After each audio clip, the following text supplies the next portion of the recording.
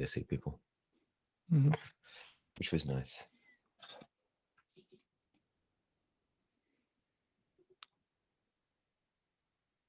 Do you want to start on this first item, or sure? I wanted to also talk about the XDS stuff, but you can go first. Yeah, I think actually I think you sold me on that anyway. That's all fine. That was more not a Rust Go, but like we talked about that. But I was just actually, what were my notes? I don't want to say if I'm recording, but I spoke to a few of my AAA game dev friends about Quilkin. People were like, "Where is it?" We got both questions about like, "Where is it at?" And I was like, "Hey, we're still a little early, but we'd love to come play and come use it." And Mark's using it and stuff too. I gave out a bunch of stickers. I need to give you all some stickers. I don't know. We need to organize that. I need to get April on that. Because the stickers are really cute. But yeah, the other fun part about that was actually the number, like 2 or 3 people were like, "Oh yeah, that's really cool. I built that also at AAA game dev company." And I was like, "Yes, this is why we're building it in open source, because then we can do that." They're like, "Yeah, that's awesome. Great. That's great." And I'm like, "Come play in Air Sandpit. Like, come play with us because you've built this before." So I might see if I can remember who those people were again and start pulling them in and see what we can do. But it was just a nice validation that like, hey, what we're building is stuff that like people want and need and stuff. So that was super cool. So I was at GDC, making sure to spread the good word of Quilkin to as many people as I could. Oh yeah, I'll actually so April, I also mentioned it in a talk, just so you're aware as well. Alistair said really nice things about Embark as well. So I think there's a talk that I've done in the past by myself about being successful open source in game dev. I did it with April, who you've all met. I think a lot of you have met April. We did that talk. That went really well. We had really good attendance for like 50 or 60 people. I mentioned Quilkin in that. Mainly just as a representation of like really nice operating between people and like learning new stuff from each other. But also like highlighted a lot of the cool stuff that Embark's doing as well. Because you'll do nice open source work, so I like to highlight it. That's really it. Just wanted to say that I was telling good stuff. Sounds cool. Yeah, definitely interested in hearing from more people about different experiences and how like their approaches worked out. Yeah, I need to go hassle a bunch of people and go do that. Go do my external advocacy stuff work. So we'll do that. That is fun. The only other thing I had probably, but I'd love, yeah, we should talk about the XDS stuff. Okay, yeah. So cool. There's nothing on the. You're gonna send a one-off fix. It is hard to fix on the dev stuff. I noticed. I want to send a one-off fix. I was thinking about that the other day, just because we had someone on Discord be like, the 0.3.9 docs are all messed up, and they are. Yeah, it even affected me. Honestly, today I was trying to look through the docs. I went to the 3.0 docs, and they were all messed. I had to go to the master ones. Yeah, which right now is fine, but I think as we start to build more stuff, it's going to get it more. Just start to diverge. So that's on me to do that. Easy enough to do. I can just I'll just do a little PR. In fact, I think I'll probably do that today. Yeah, I've got time. Perfect. Cool. Then on the XDS stuff, I think that's like the most recent stuff that has been going on. Is more like we've been talking about wanting to run Quilkin as a load balancer, and so like one of the things that can't like was the issue was like trying to use the annotations for defining the Quilkin filters becomes hard to impossible when we introduce like control flow, and being able to do that, doing that solely through annotations would have been quite annoying. So I've already listed out a bunch of reasons that are on the PR that people can read. But yeah, the PR is ready to be reviewed as an XDS management server. That is how I've it is the basic implementation of just aggregated state of the world XDS. We don't do what's called Delta or the non-aggregated version, because that I also just don't think we need that. Like I don't think we need to have 4 or 5 different endpoints. And even if it's my understanding, like from just poring over those docs, is like you could have if you needed non-aggregated, you could just have an aggregate server point to 5 different endpoints, and like because all it is just like it's the same types of requests, but like the non-aggregated one just always expects like the endpoint service always sends endpoint type discovery requests. There is Also, it probably still. just makes sense to keep it simple Mhm. with an aggregated server for now, and then Yeah, see if we I actually don't have the think. need, right? Yeah. Yeah, exactly. Like that was also the thing. Sort of going through this and like learning the Go control plane stuff is like a lot of some of the advanced stuff doesn't work or works in a really weird way anyway. Like in the current Go control plane stuff, and like there's still a lot of apparently it's like not a perfect solution, at least just from the blog posts I've been reading when I was going through this. Was like people are still writing a lot of that XDS stuff in their own proprietary Go control plane ones. Right. There was there's an interesting project. I think it's called Mariner with a 3 instead of an E. That's like a Of much more course. fully featured um, XDS Go control plane library, but it also Mm. seems very specific for Envoy and not like adaptable to like just UDP only stuff or just Right. to our stuff.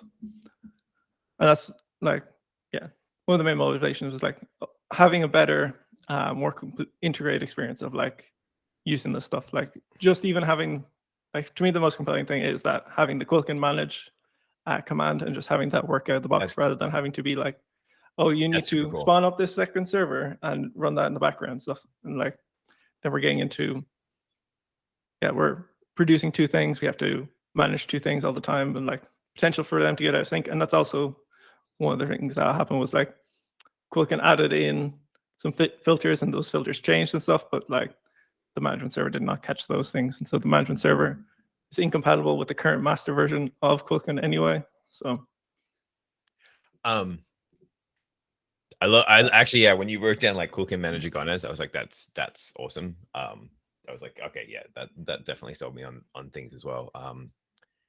yeah, it turned out we didn't need like we don't need a lot of like the Agonis library from the Go. We just literally just need the CRD, which I just wrote out, and that's what most of the PR actually is. It's not even a lot of logic. Like nearly all of the lines is just me adding in the CRD with all the documentation. It's also, I will say, the current. It's not like fully complete. Like there's still improvements to be made. Like mainly adding in an administration server for the XDS, and like Yep. we can probably we're probably just going to reuse the same admin server we use on the Quilkin side, just over for the management server. But for the sake of review, Ooh. it made more sense to be like, here's only the server and here's only the server logic, and then we can have follow-up PRs for adding in things like the management server and metrics, because then we can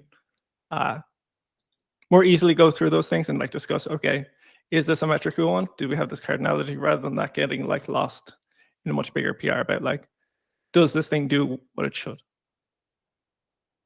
Yep. I just see the stuff through here too. Oh, goody, OpenSSL issues. Oh yeah. That's like the main thing stuff right now is just like Yeah, seems I on can the find build server. Yep. I Can't have find a feeling that OpenSSL, they but could it have cross or something. But yep, I'll work it out. I can have a look. yeah. Yeah, I'm not like the thing. It might be, at least from what I think, is like maybe it's looking for it on the host, even if the build image has it, but I'm not quite sure. It could also be we're using that tool for cross compilation. Mm-hmm. Maybe Well, that tool doesn't have it. Maybe. well, I'll have a no, look. we definitely have like it's in the build image. Lib SSL dev is in the build Yes. image, but like I'm just not sure if like where like the context in which cross is running, it might be Right. Yeah. picking it up from like when it runs, because the way that works is it isn't like picking up itself. It's running just pkg config. So there's a chance that like maybe pkg config is looking in the host system rather than the build image system. Okay. At least that's my current theory. It's a I good haven't gotten theory. too much further. Start by reproducing it locally. Okay, cool. Yeah, no, I can't reproduce locally because it seems to just find it fine. But see if I can run make build locally and see what happens. other than that, I don't. That all looks good. All right, so you said documentation. Okay, so this isn't doing the stuff where we had annotations on game servers as a way of config. No, oh yeah, so yeah, I should have added that. But that's the one other additional change is that it now does not look at annotations on the proxy label. Instead, you just have a config map, and that config map points just contains essentially a YAML string for the configuration of the filters. Yeah. And then it just reads that, decodes that into using the exact same configuration that we use on the Quilkin client config. Just picks that up, decodes that, converts it into the protobuf friendly form or whatever, and then sends that as a discovery response. So now you just deploy one config map, and that'll just work for all of the management servers. If you edit that config map, does it see that change or is not yet? Well, the way it works at the moment is that the next time someone sends a request, Right. that will pick it up. Got it. The way, we're not doing currently we're not doing snapshot caching or anything, because like it's just a lot, in my opinion, it's a lot easier for the refreshing, instead of having watchers and stuff on the Kubernetes side to like pick up those changes. It's much easier to be like, okay, the moment someone sends a discovery request, that's when we look at the config map, and then we send back whatever we get.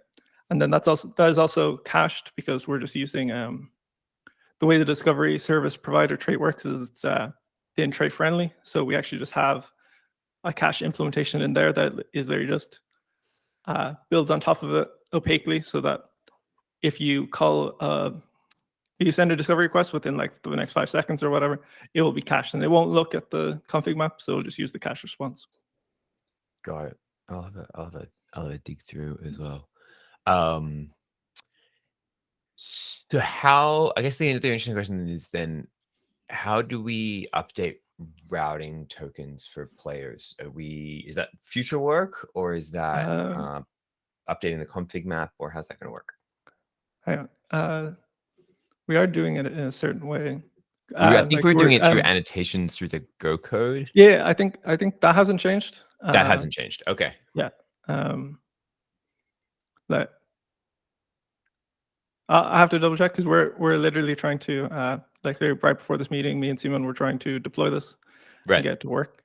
I think this is using like Kustomize or something to populate those things, but it's still just using like token red, or like the way it just says, it's just like it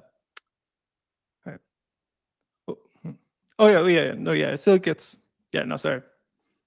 That has not changed. It emulates the exact same behavior as the Go code, where we go through every Agonis server that is ready and allocated.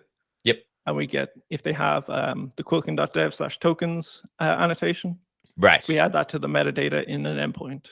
Got it. Okay, so the annotations for routing stay the same because they stay on the game server, but like it's just the filter configuration is now moved up. That makes a lot more sense. That definitely makes sense. Okay, cool. All right. I will dig through. Nice. This is super cool. It also just makes it so easy then to just plonk this in front of an Agonis instance. Yeah.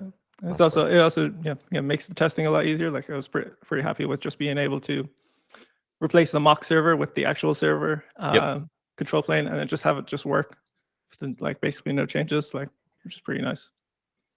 Yeah, no, this straight makes a lot of sense. And like maybe we want those like more advanced features like Delta and stuff, but like again, just from looking through posts and stuff, it's like there's not a lot of performance metrics of like state of the world versus Delta. It's more just like, well, if you're running a super large with like thousands of instances, sending thousands of instances is going to take time, and it'd be quicker if it was just sending one or two. And it's like that does make sense, but also I think we should measure like real-time performance and actually see if it makes it that much of a difference before we go be like, oh, we need diffing here. Yeah, no, I absolutely agree. And I'd like just the way this is set up right now, we're pretty much kind of there's an implicit assumption that like one cluster is both Quilkin and Agonis together. So you're only ever going to be dealing with the number of game servers that you're running in a single cluster, which we're only looking at currently, which is ultimately not that large a number anyway. You're not like doing 10,000 or 20,000 or something in a cluster, at least not yet. It's definitely an improvement that needs to be made. That's not doing at the moment. It's not trying to do like you can't go, oh, give me cluster A, B, and C. It'll just, if you have 3 clusters, it will just send you all the information for those clusters. Yeah. But yeah, but it's not that hard to be like, okay, only send the things for cluster A and cluster B. It's just then you start getting into weird stuff about how do you get information out of multiple clusters at the same time, and that's tricky. Yeah. And like, we're currently not even doing that in the Go implementation. Like, the Go implementation also just is essentially just always acts as wildcards and just always sends you the maximum amount. Yep. No, that I think that's like the best place to start too, because maybe we don't want to or need to. Yeah, exactly. It should be that stuff should come from a need rather than us trying to guess like maybe people's infrastructure works like this. No, 100% agree. This is great. No, this is a very good idea. I love it. I love it. I love it. I love it.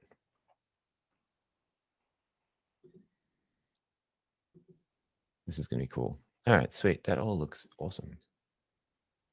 That's all my questions. All right, so you said it's ready for review. Are you gonna take it out of draft, or did you want to? It's out of draft now. Oh, it's out of draft now? I need to refresh. All right, yeah, and we're going to try to deploy this to replace the old version that we're currently using. So we're going to actually get experience with it. So hopefully before this is even merged, we'll know, hey, this works for us, or it doesn't. Let's see if I can work out what's going on with that build system. Let me get a hand there. I think it's still in draft. Is it? Sure. Unless it's not on mine. Yeah. On mine it says open. That says draft. Or GitHub just again.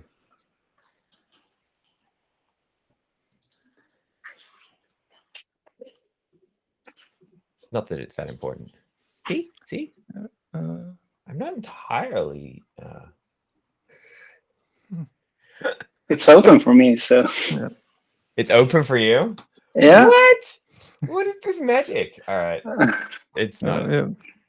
GitHub has been having a lot of issues in like the past few months and stuff. Yeah.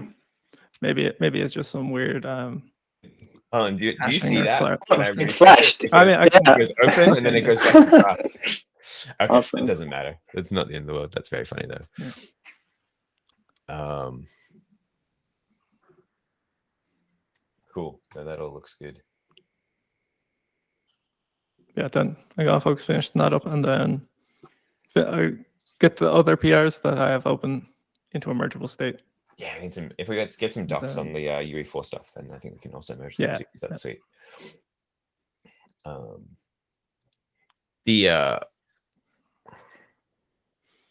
Ooh, that could be fun.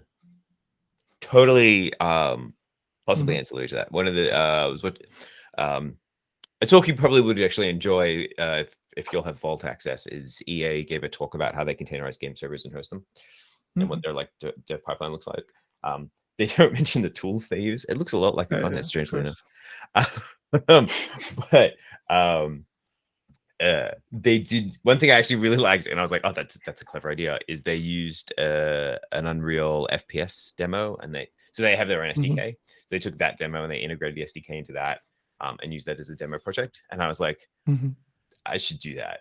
That's actually very smart. So yeah, I definitely think to use the Unreal plugin. Yeah, that would. To use that plugin, put in the Agones plugin, like and then do a whole Quilkin Agones demo all the way through. That would be okay. That would be cool. Then I have to learn Unreal. I just don't know if like they probably definitely had like some multiplayer demo. I just don't know if there's one for like Unreal 5, which is what.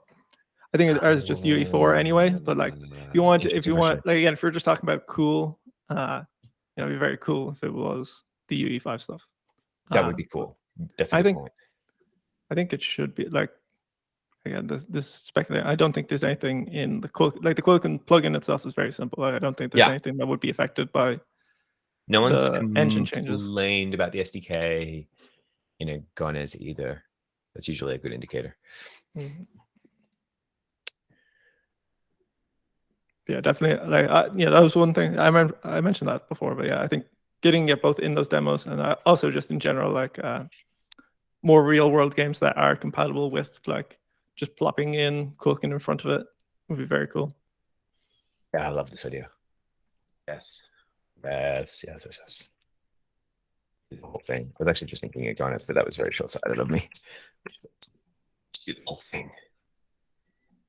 That would also be great for development, not just for showcasing, but like rather than having to do a whole going through our infrastructure and making sure everything works on that side, be a lot quicker if there was just like, here's a simple little thing. Yeah, let's just run this very simple demo. Yeah, that will test the things we want without having to go through all of our infrastructure.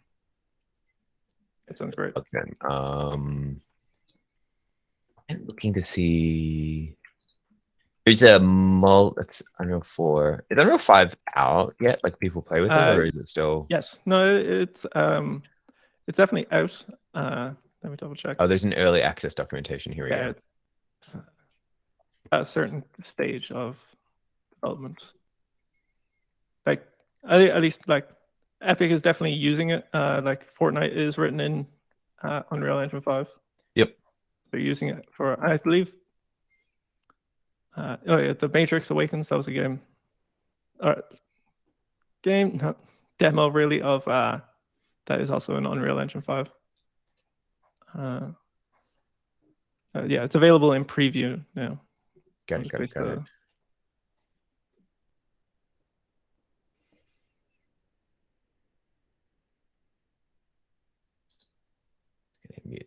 I need to find out which one they used. It's really pretty. Oh, there's an FPS 1.4. Was this the one?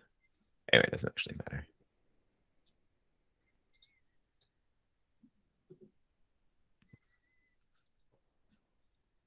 I'm going to write some tickets for that. Let me write a ticket for that.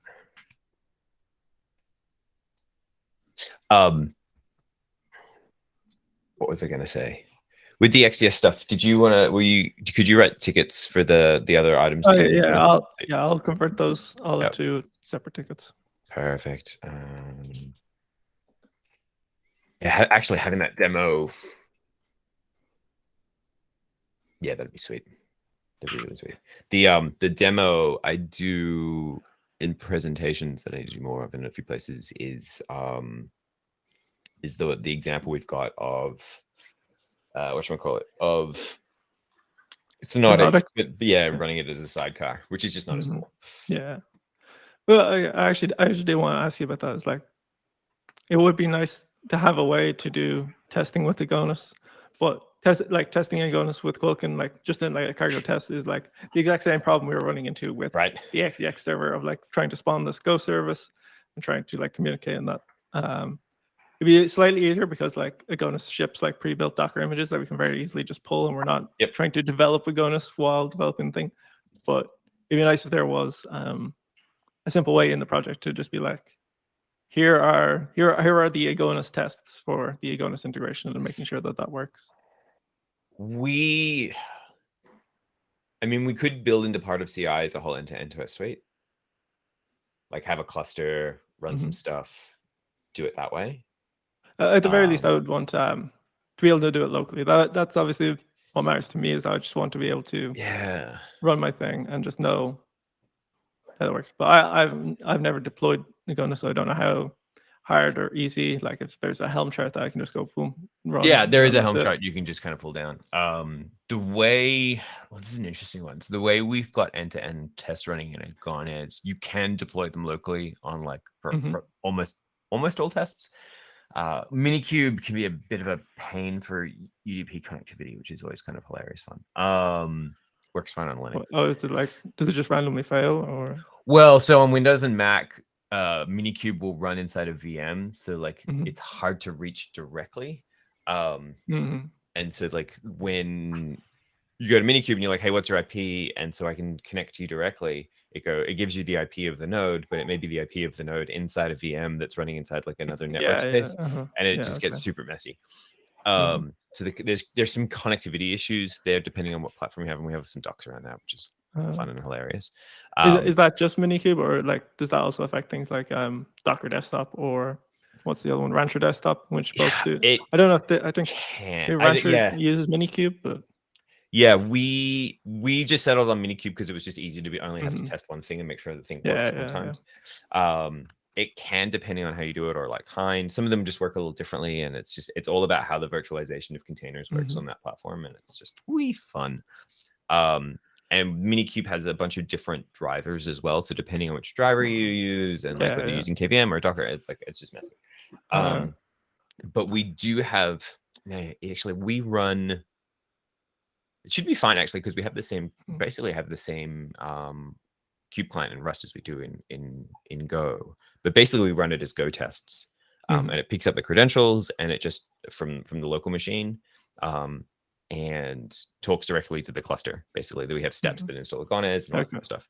So we could potentially replicate some of that. It works both locally, and then it works in CI. We run it against a GKE cluster, and then we just do some locking to make sure like no two people are accessing the cluster at the same time. We should, I should write up a ticket about how we want to do end-to-end I tests. need to figure that out. Yeah. While we're just like talking about stuff, I don't know if you saw that the Docker desktop, it's now like 90% faster for reading files and stuff because it uses Virtuo FS. They ported that to the Mac now, rather than using. It used to use like gRPC calls every time you were updating files, but now it actually uses that Red Hat file system that's designed for being shared between a host and a virtual machine. It's pretty cool.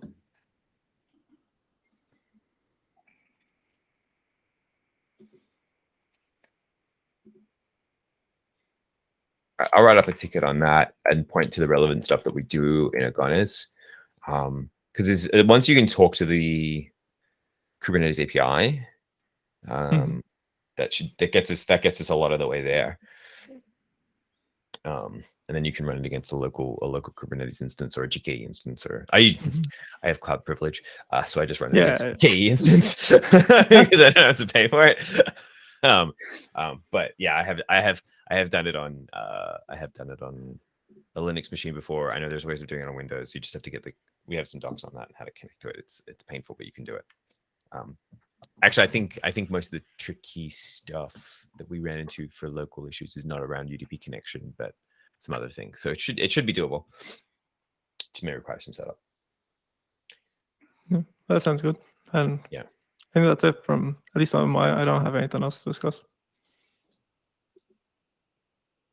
I think that's it for me too. All right, so I have some things to work on today, which is good.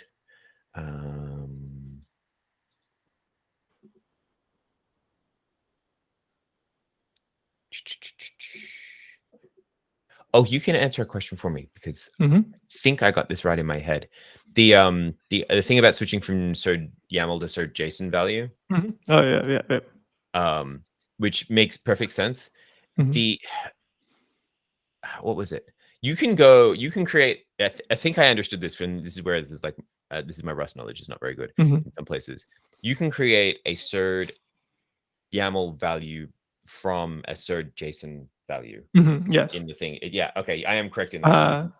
And you can also like the way Serd works. Like you can actually just say, if you say like let value : Serd JSON value equals Serd YAML from stir, that will decode a Serd YAML value directly into Serd JSON. Okay, because it's got the I assume it's got the appropriate filter for not filter. It's got the appropriate trait to let you do that. Because it's all completely generic. So like you can definitely use those JSON types when decoding from YAML. Yep. It'll just remove the one edge case that was while I was writing the conversion code.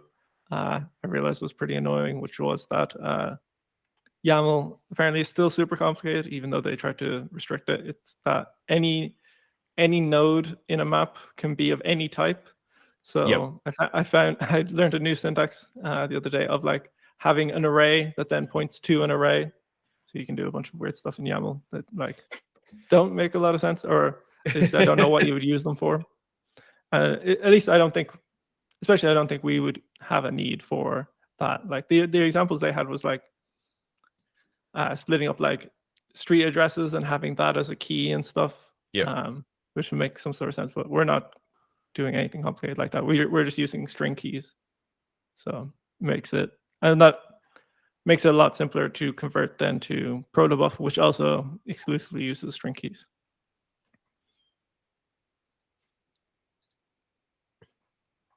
Yeah, no, that's fine. I think when I first wrote this as well, I was like, I don't know how to convert the two of them, so I'm just going to use the YAML one. And then it's way easier than I actually thought it was. On retrospect, so that was actually really good. Thank you.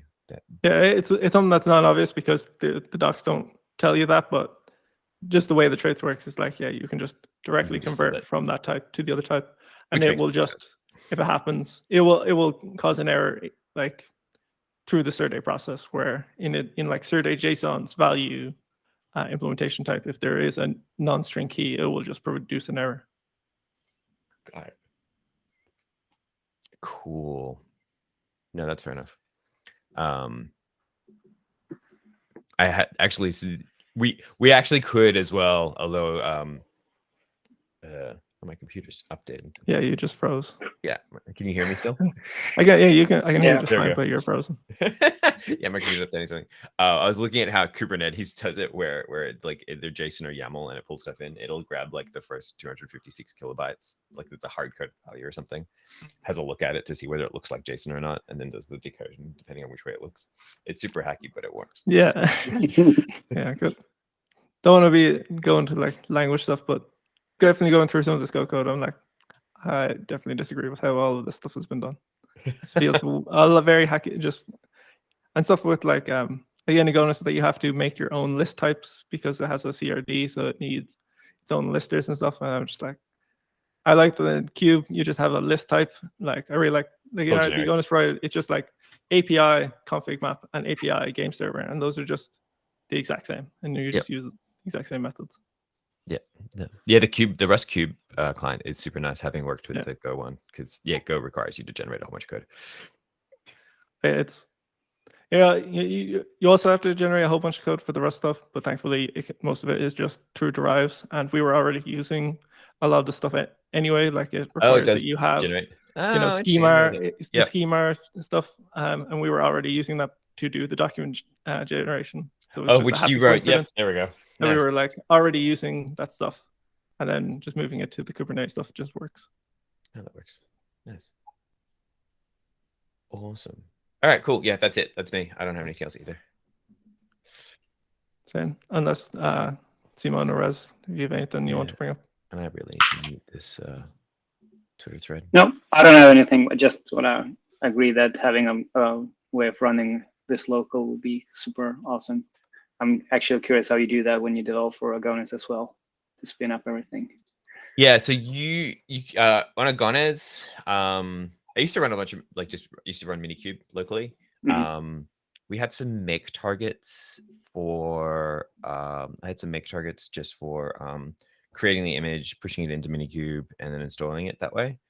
And it would do some we were using a Helm chart to install Agonis, and you can template what the image parameter is. So we'd just use the hash of something. I can't remember what it was. I think it was part of the git commit hash as part of the tag. We just wrote some make files to do that work. Cool. Yeah, I can point to that. There's the whole.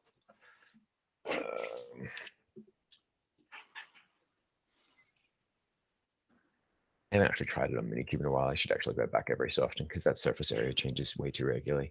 Yeah. You could use pretty much anything.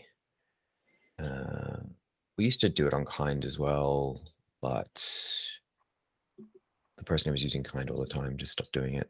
What am I looking for? No, that's not the one. Develop, testing, and building Agonis.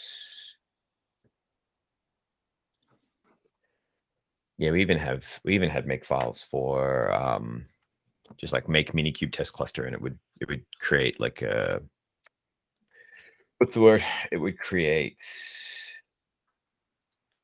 a profile specific for Agonis, and had some stuff in there about. Oh, right. Yeah, we have docs for this. The only weird thing or fun thing that we ended up doing for a lot of the tooling we had was making sure. Oh, this is getting into the weeds, but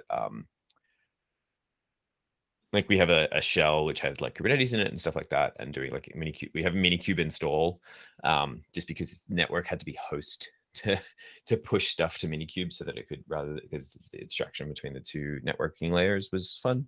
But yeah, we just wrote make tests for it. Cool. Yeah, but that would be super nice. I think it's a really nice thing to have in Quilkin as well, to be able to visualize it quickly and just spin up everything. Yeah, absolutely, for sure. We're heading in that direction as well. Yeah, okay. We still have Docs are kind. I haven't actually tried that in a very long time. I don't have anything else. No. Me neither. Thanks, guys. Cool. It was a pleasure seeing you all. Yeah. All right. Nice seeing you all. See All you. Talk to you, Yep. Mark, and see you next month. Indeed. I'll see Residency Month tomorrow. Yep. Bye-bye. See ya. See you. Bye. Bye. Bye.